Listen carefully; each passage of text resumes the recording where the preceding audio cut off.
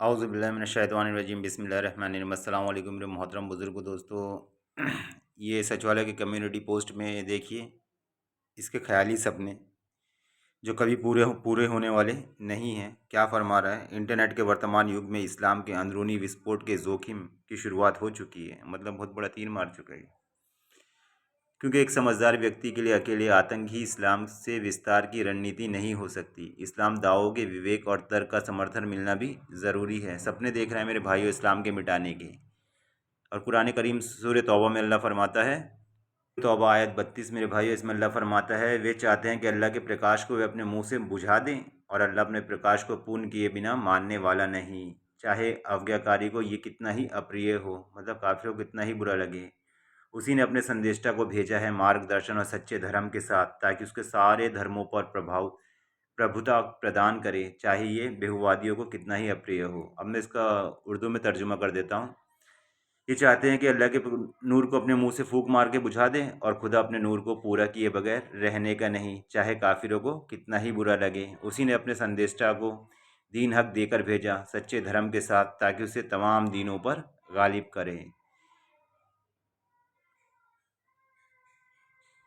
और इनकी अब दूसरी बचकानी हरकत देखते हैं मेरे भाइयों, क्या फरमा रहे हैं। ये एक ऐसा अल्लाह है जो काफिरों को मारने और उनके साथ लड़ने का आदेश देता है, जो उनसे नफरत करता है, जो उन्हें नरक की आग के लिए शाप देता है, जो उनमें दहशत पैदा करना चाहता है। अरे हमारा अल्लाह, अल्लाह तो मेरे भाइयों सभी का है। हिंदू धर्म में नर्क यमराज उमराज नहीं है क्या? इसको शायद सचवाला जी को कच कम इल्म है।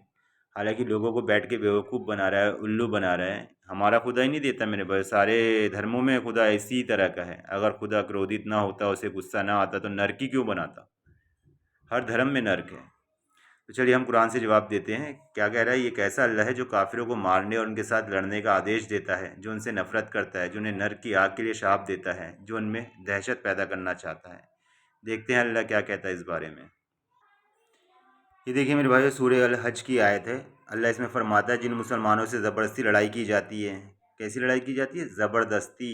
अल्लाह ऐसी ज़बरदस्ती किसी को मारने के लिए नहीं कहता है कि किसी को भी मार दो, कुछ भी कर दो। बकवास बातें मेरे भाइयों, खाली आप लोगों को इस्लाम से रोकना चाहते हैं, नॉन मुस्लिमों के दिल में घर बनाना चाहता है। मेरे भाइयों, एक वक्त वो भी आएगा कि अल्लाह कुरान करीम में फरमाता है कि एक वक्त आएगा कि काफिर हसरत करेंगे कि काश वो मुसलमान होते, काश वो शैतान को अपना दोस्त ना बनाते। जिन मुसलमानों से ज़बरदस्ती लड़ाई की जाती है, ज़बरदस्ती सताए जाते हैं, इस वजह से उन्हें भी जिहाद की इजाज़त दे दी गई है, और खुदा तो उन लोगों की मदद पर यकीनन कादिर है। वे जो मजलूम है, जो बेचारे सिर्फ इस बात पर कहने पर कि हमारा परवरदिगार खुदा है, नाहक अपने घरों से निकाल दिए गए। और अब खुदा लोगों को एक दूसरे से दफा ना करता रहता, तो गिरजे और यहूदियों के इबादत खाने और मजूस के इबादत खाने और मस्जिदें जिनमें कसरत से खुदा का नाम लिया जाता है, कब के घब ढहा दिए गए होते। और जो खुदा की मदद करेगा, तो खुदा भी अलबत्ता उसकी मदद ज़रूर करेगा। बेशक खुदा ज़रूर ज़बरदस्त गालिब है। बेशक खुदा ज़बरदस्त और गालिब है। किन जो मजलूम बेचारे सिर्फ इस बात कहने पर हमारा परदिगार खुदा है, नाहक अपने घरों से निकाल दिए गए। बहन को इंसाफ नहीं मिला, ताल्लुक़ से मैं बताता हूँ। देखिए ये हिंदू संघी लोगों की आज भी मानसिकता कैसी है। उस घर में घुस के मारेंगे जिस घर से अफजल निकलेगा, वे कोख नहीं पलने देंगे जिस कोख में अफजल निकलेगा। बिल्किस बहन की कोख में बच्चा पल रहा था ना, 11 लोगों ने उसका रेप किया। तो वही ये संघी लोग धमकी दे रहे हैं कि इन्होंने सही किया, बहुत सही किया। मेरे भाइयों, कुरान करीम में अल्लाह फरमाता है, मुसलमानों ये तुमसे आमने सामने होकर कभी नहीं लड़ सकते। हाँ, पहाड़ों में छुपकर या गारों में छुपकर, तो इनका आपस में बड़ा रोब है। बुज़दिल लोग हैं मेरे भाइयों, सामने आके तुमसे कभी नहीं लड़ेंगे मुसलमानों से, इनकी हिम्मत नहीं है। हाँ, ये मेरे भाई अपने टॉपिक पर वापस आते, कैसा अल्लाह के काफिरों को मारने को कहता है। देखिए मेरे भाई, सूर्य मुमताना की आयत है, वर्ज़ 7। अल्लाह फरमाता है, करीब है खुदा तुम्हारे और उनमें से तुम्हारे दुश्मनों के दरमियान दोस्ती पैदा कर दे, और खुदा तो कादिर है, और खुदा बड़ा बख्शने वाला मेहरबान है। जो लोग तुमसे तुम्हारे दीन के बारे में नहीं लड़े भिड़े और न तुम्हें घरों से निकाले, उन लोगों के साथ एहसान करने और उनके साथ इंसाफ से पेश आने से खुदा तुम्हें मना नहीं करता। बेशक खुदा इंसाफ करने वालों को दोस्त रखता है। खुदा तो बस उन लोगों के साथ दोस्ती करने से मना करता है जिन्होंने तुमसे दीन के बारे में लड़ाई की और तुमको तुम्हारे घरों से निकाल बाहर किया और तुम्हारे निकालने में औरों की मदद की, और जो लोग ऐसे से दोस्ती करेंगे वे लोग जालिम हैं। तो मेरे भाइयों, मेरे नॉन मुस्लिम भाइयों, जो लोग भी अकल रखते हैं, गौर फिक्र करते हैं, थोड़ा भी समझते हैं, तो इस आयत से उनको साफ मालूम हो जाएगा कुरान में जितनी भी मारने काटने की बात है, ये आयत सारी कुछ क्लियर कर देती है कि किन काफिरों से मुसलमानों को लड़ना है और किन से नहीं लड़ना है।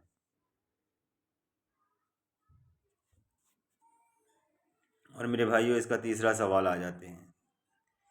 इस्लाम अकेला ऐसा पंथ है जिसमें काफिरों को मारने काटने का सवाब पुण्य मिलता है, अन्य किसी भी पंथ में ऐसा नहीं। अभी मैंने मारने काटने के हिसाब से बताई ना मेरे भाइयों आयतें कुरान से कि किन लोगों से मार काट करने को अल्लाह कहता है। इस्लाम अकेला ऐसा पंथ है जिसमें काफिरों को मारने काटने सवाब पुण्य मिलता है, अन्य और किसी भी पंथ में ऐसा नहीं है। क्या ये बात सच है? अभी मैं इसको परशुराम के बारे में बताने जाऊँ तो वीडियो बहुत लंबी हो जाएगी। महाभारत सुनाने जाऊँ, भागवत गीता सुनाने जाऊँ, श्री कृष्णा जी की बात सुनाने जाऊँ, जब जब पृथ्वी पर अधर्म बढ़ेगा उस वक्त मैं जन्म लूँगा और अधर्मियों का नाश करूँगा। खैर कोई बात नहीं, अगर सचवाला जी अगर इस टाइम पे हिंदू राष्ट्र होता और इस अधर्म के खिलाफ हिंदू के खिलाफ ये बात बोल रहे थे, और अभी भी अगर हिंदू के खिलाफ ये उनके स्क्रप्चर पे बोलना चालू करे, इनका काम तमाम हो जाए। तो मैं इनको एक वीडियो के माध्यम से जवाब दूंगा। वो सब हवाले तो नहीं दूंगा कि जिहाद करो स्वर्ग में 1000 अप्सराएं तुम्हारा इंतज़ार कर रही हैं, महाभारत में लिखा हुआ है। और इसमें परशुराम जी के बारे में तो क्या कहना, उनके बारे में बताने जाऊंगा तो वो बहुत बड़ी बात हो जाए। मैं एक वीडियो समझाता हूँ, दिखाता हूँ इनको, सचवाला जी को। मेरा हिसाब किताब इनका काम तमाम हो गया होता। और पंथों की बात कर रहे हैं ना कि और पंथों में ऐसा नहीं है, अभी दिखाते हैं इनको। सचवाले जी को दूसरे धर्म में मार काट नहीं दिखती है ना, तो इस वीडियो को देख के समझ जाएंगे। और रही हवालों की बात हिंदू धर्म ग्रंथों से, तो इंशाल्लाह मैं किसी दूसरी वीडियो में उस टॉपिक पे बात करूंगा, मार काट के टॉपिक पे, हिंदू धर्म में कितनी मार काट है। कोई भगवान तो बिना हथियार के दिखता ही नहीं है इनका।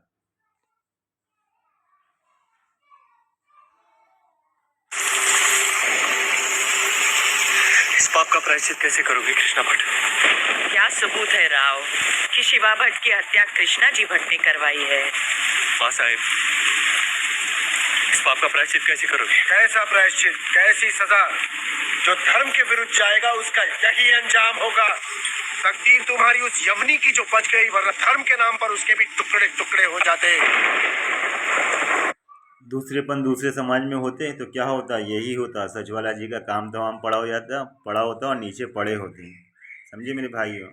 अधर्मियों और धर्म मानने वालों की कभी भी दोस्ती नहीं है मेरे भाइयों, कोई भी धर्म हो।